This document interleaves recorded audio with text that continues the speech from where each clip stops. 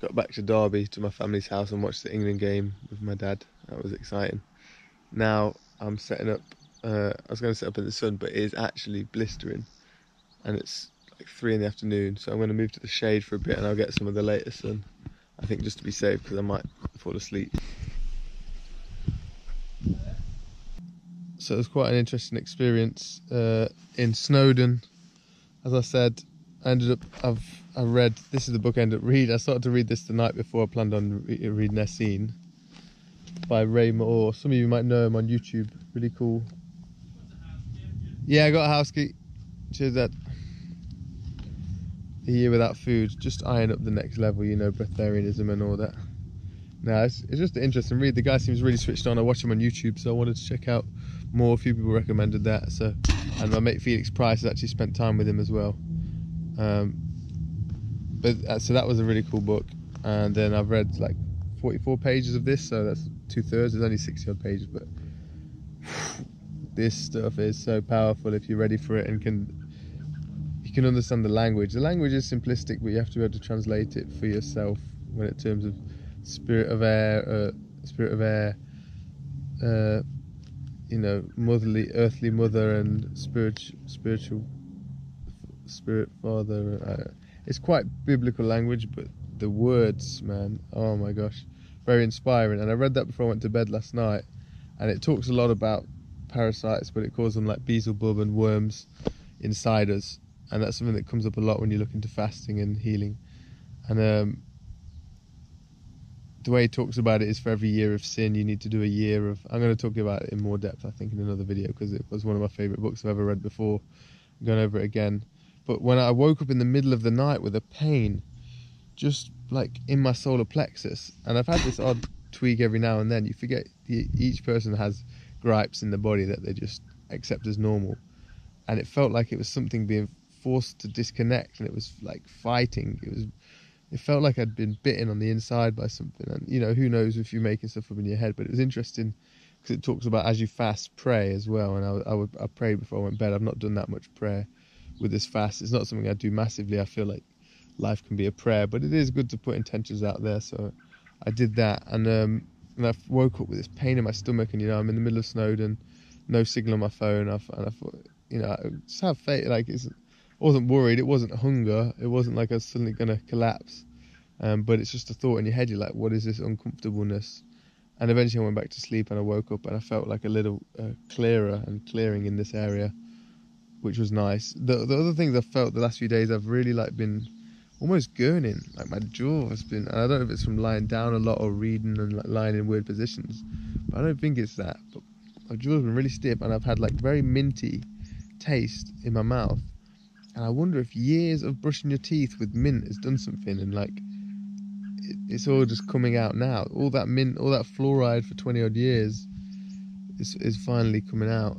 So that was the two interesting things to note, was the tense jaw, and of course we keep a lot of emotions in our jaw, and then the pain in the solar plexus that seems to somewhat be released now.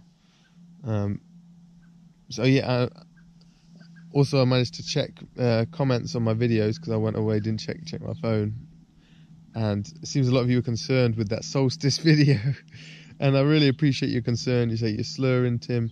Yeah, I was, you know, that was like, I want to show appreciation for our earthly mother, and solstice is a time to do that. And I'd never been to Stonehenge, and I could share the driving with Benj, so it was a plan. In retrospect, should not have done it, because we got there, it was the wrong energy for me. The walk from the car park to the Stonehenge, I didn't realise the walk was going to be so far. That was the hardest thing of it, and that's why I was so tired, was walking that far and then standing in line, other people's energy. I think I was really sensitive to that, and that drained me massively. I'm fine, you know, I'm learning through fasting. People say, don't do this, don't do that. Please don't tell me what to do.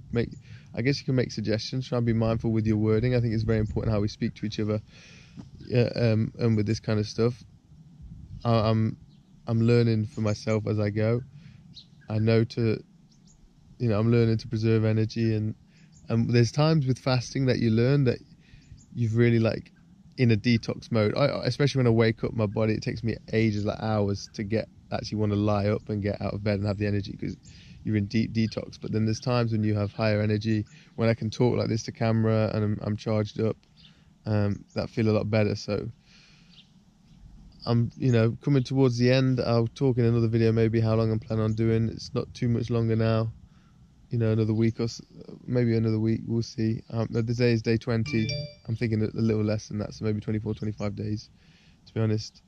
I've got a couple of plans this week, things I need to do. Shouldn't be too strenuous.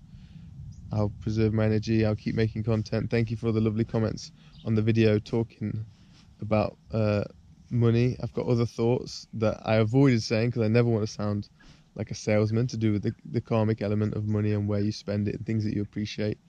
But maybe we can talk about that in another conversation. Thank you again for everyone that is supportive, the Patreons and everything. I've not checked since I've been back, any of it since the video's gone out. I want to keep it separate from that, but you never know where this can go. And yeah. Anyway, so I'm going to lie down. I just wanted to get a couple bits on camera and then I'm going to relax. I've got the rest of Essene Gospel to Peace to read. I've got my notepad for any notes of videos that I wanted to be making. And I've got my gausha, massage some of my scar tissue just to help that release as well in my ankles and legs. One of the latest things I started to notice was my lower extremities, which was there's inflammation in my calves, was one of the things I really wanted to heal on my ankles. And it's taken ages, and I feel like the healing has worked its way down through my body. I think it's very interesting coming to healing as an athlete because I have a different connection and understand, not different, but I feel like I may have a different and deeper connection with my body and understanding how it should work and what's going on within it. So it feels like it's worked its way down slowly to my calves, so I wanted to just keep doing a few more days, see what extra work I can do on that. Yeah, thanks for watching. Day 20, going strong, feeling fine, maybe less slurring now, and I'll see y'all soon. Peace out.